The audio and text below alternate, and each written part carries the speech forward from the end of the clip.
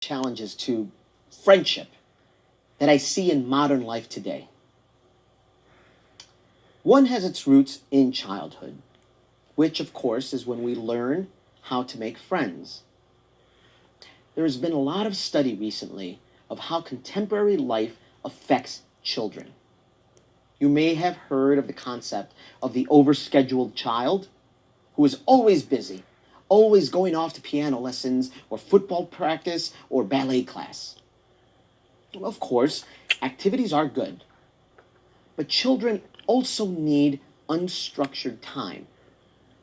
In a safe place, of course, where they can just hang out with their peers without tasks or deadlines.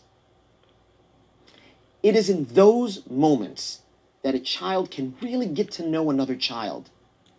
And that is the basis of developing lifelong friendships.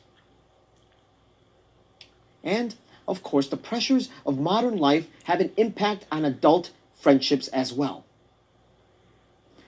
Ask a friend today, how are you? And odds are the answer will be, I'm so tired, or I'm much too busy, or both. People spend more time at work, and the result is less quality time with family and friends. We may say that friendship is the most important thing in life, but that doesn't prevent us from moving across the country to take a better job if we have the opportunity. Now, this brings me to another aspect of modern life that may influence friendships, and one that I find extremely interesting and at the same time worrisome. And that has to do with the impact that social networking has had on the way in which people conduct their friendships. Facebook, instant messaging, texting, Twitter. These forms of communication are replacing to a great extent the kind of contact that friendships used to rely on. Face-to-face interaction.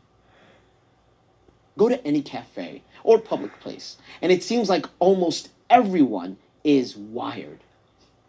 They're using some kind of electronic means of communication, even if they are sitting with a group of friends. I mentioned earlier how mobility, for example, moving across the country for a new job, how that presents a huge challenge if we're trying to maintain a friendship. And in the past, it would probably have spelled the end of the friendship. Well, clearly, Facebook, Skype, instant messaging, all of these tools make it possible now to maintain long-distance relationships. You may have people yourself that you stay in close touch with using one of these tools. But let's look again at these people texting in a cafe. We call this social connectivity. And it's true that you can connect instantly with someone thousands of miles away. But it is not clear what the quality of that connection is, whether it can truly be called an intimate friendship.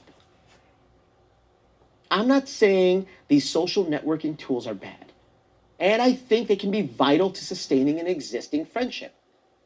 But as far as making new friends, well, think about this verb that we use on Facebook, friending, to friend. Just how meaningful is it to say, I have 683 friends on Facebook? Are they really friends? In conclusion, in terms of human history, social networking is a relatively recent phenomenon. So we do not know what impact it will have on the nature of friendship. But I think it is safe to assume that friendship will survive. We are by nature social animals.